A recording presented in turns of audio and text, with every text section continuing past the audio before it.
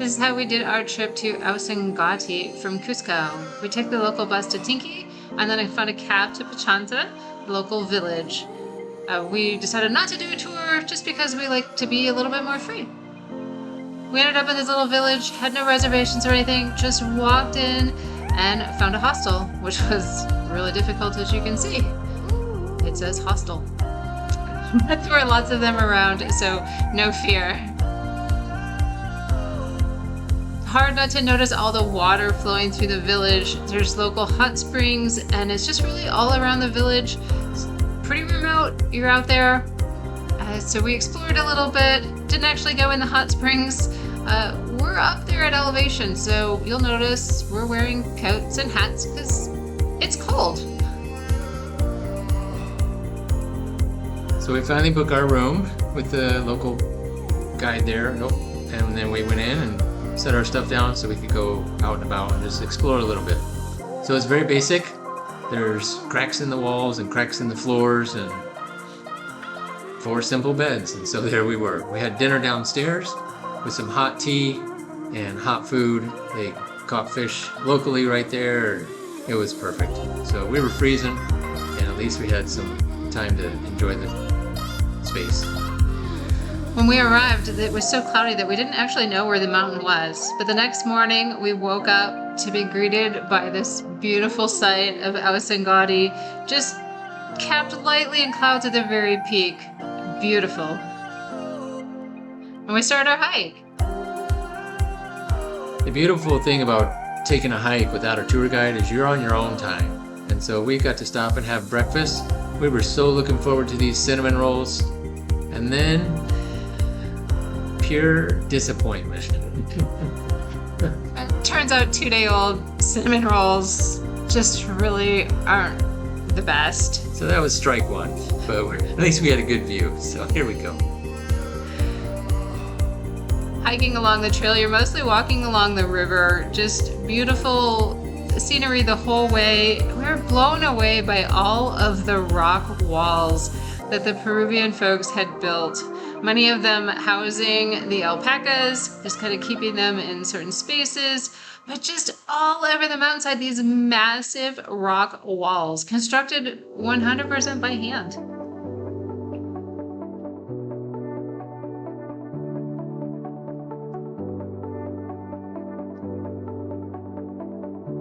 Breathtaking water just flowing seemingly everywhere. This is not even the wet season. This is really the dry season. So I imagine in the rainy season, there's just substantially more water everywhere.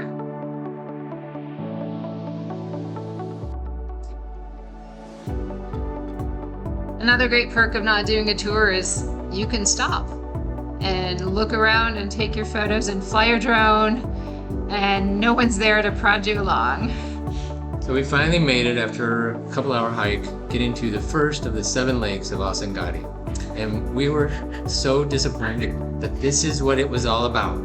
A muddy lake with banks half full, and we're like, okay, we made it. Here we are. It was a trek.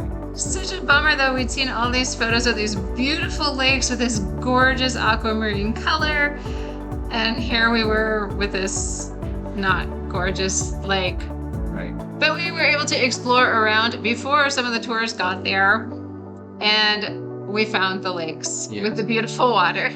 So this one is the first one you arrive at, and it is not the most beautiful, but don't be deterred. So there is so much more, and it's coming right here. They call it the 7 lakes. There's really quite a few more. It depends on how you want to count them and how small they are, you know. But they're gorgeous. They definitely have that beautiful color, especially when the sun comes out, which the clouds parted ways for us so we could get some beautiful photos. Found a nice dog along the way who just kind of got attached to Brenna and all of us and followed us along for a while and went about his own business.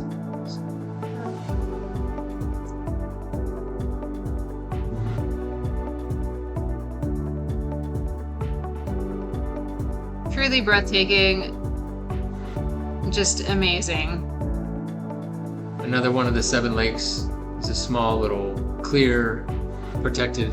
They're all protected, but this one is kind of fenced off and everything.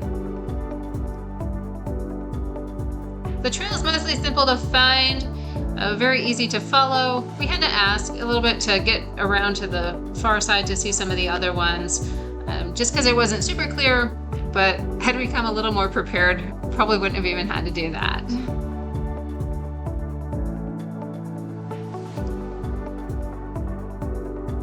Just lake after lake, gorgeous scenery, reflections, glaciers, giant mountain. What more could you ask for? And no rush. That's the beauty of being out there. There's just no rush. You have the whole place. We had the whole place to ourselves. We ran into the tour group once, and a few people along the way outside of there.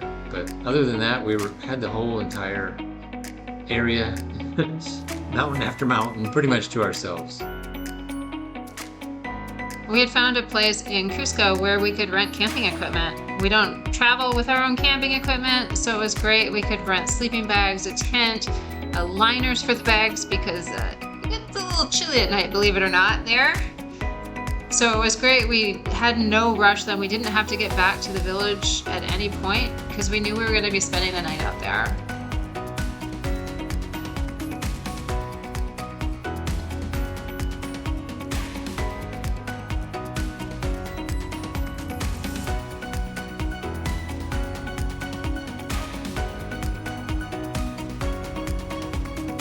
We thought we were going to take a trek to the glacier, but it was a little further than we wanted to go, and luckily we had the drone to kind of get a close-up view of it all.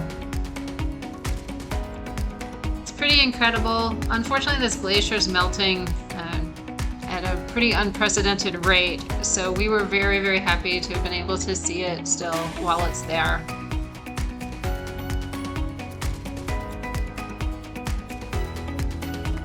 We found the most incredible place for lunch, this big flat rock, gorgeous view, and the clouds, they were very kind to us. They parted ways, let the sun came out, and we just enjoyed our lunch, a nice little rest before we got hiking some more. So at this point, all of the tour groups are heading back. We are heading onward to find our campsite. Which we decided this looked like a beautiful place. Ausangate in the background there covered in clouds, so we were hoping that we might see her. As you can see, the 3 of us working diligently to put up the tent. Well, someone's feet are seemingly stuck there. You always need a supervisor. It was tough work. Somebody's got to do it, I guess. We took a hike a little further. We were hoping to get to the glacier over on this side.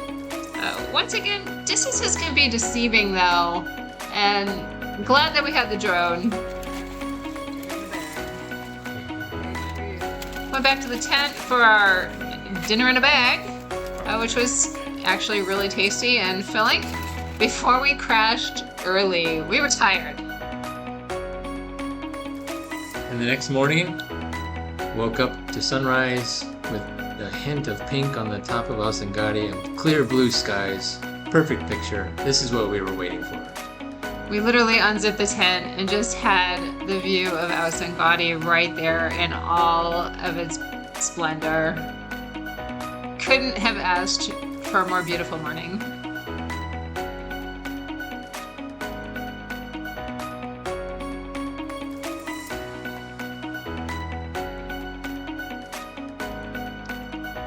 So we packed up our tent, packed up our bags, and headed back.